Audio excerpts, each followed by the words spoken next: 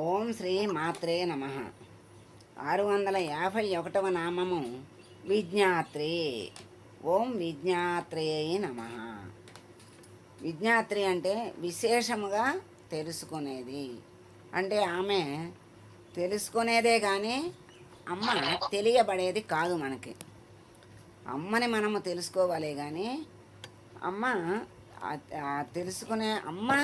తెలుసుకునేది తెలియబడేది కాదు. జ్ఞానము, జ్ఞానస్వరూపము.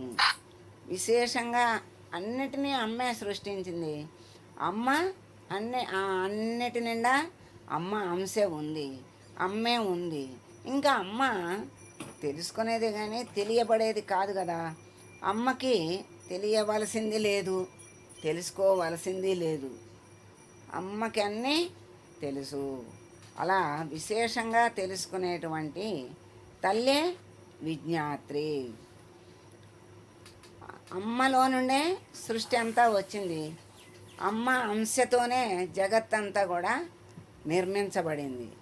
అమ్మ చూపులతోనే, వాక్కులతోనే అమ్మ సృష్టిని చేయగలుగుతుంది. అలా ఆ దృష్టి జగత్తంతా కూడా మళ్ళా అమ్మ అంశే గనక అమ్మకి తెలియనిది, తెలుసుకోవాల్సింది ఏమీ లేదు. అట్లా విజ్ఞాత్రి అంటే అమ్మ తెలుసుకునేదే కానీ తెలియబడేది కాదు అని. అమ్మ మనకి కనపడదు కదా, అదృశ్య కదా, దృశ్యరహిత అయినటువంటి తల్లిని మనం తెలుసుకోలేము. అలా విజ్ఞాత్రి అయినటువంటి తల్లికి మనం నమస్కారం చేసుకుందాం. 652వ నామము వేద్యవర్జిత. ఓం వేద్యవర్జితాయై నమ. వేద్యవర్జిత అంటే తెలుసుకునేటువంటి వస్తువు లేనిది.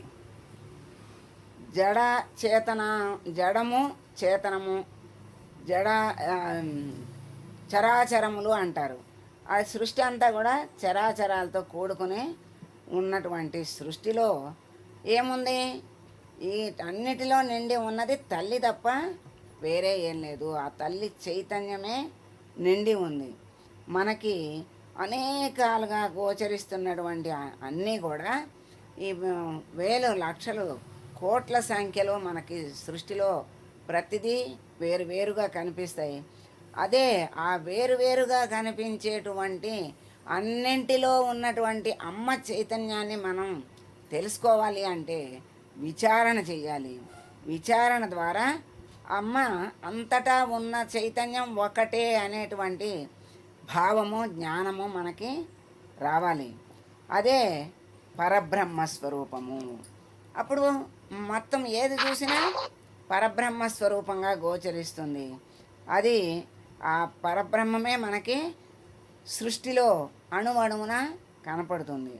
ఆ జగద్రూపమైనటువంటి పరబ్రహ్మము అన్ని వస్తువులు తానే అయినటువంటి తల్లికి తెలుసుకోదగింది ఆవిడికి ఏమీ లేదు.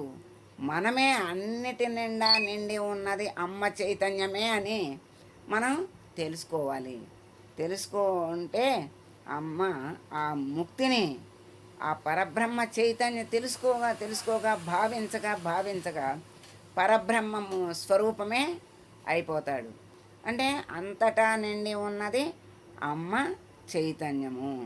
అన్నీ అమ్మ దృష్టిలోవే, అన్నీ అమ్మ సృష్టిలోవే అయినటువంటి తల్లికి అమ్మ తెలుసుకోవాల్సింది ఏమీ లేదు. అమ్మ తెలుసుకోదగిన వస్తువు లేనిది అని అవేద్యవర్జిత అనే నామానికి అర్థం. అట్లా తల్లి ఏమీ తెలుసుకోవాల్సింది లేదు. తల్లినే మనము తెలుసుకోవాలి. తల్లి అంశ, తల్లి చైతన్యాన్ని ఎలా ఉన్నది, సృష్టి అంతా ఎట్లా నిండి ఉంది అనేది మనం విచారణ ద్వారా మనం తెలుసుకోవాలి. అటువంటి వేద్యవర్జిత అయినటువంటి తల్లికి మనం నమస్కారం చేసుకుందాం.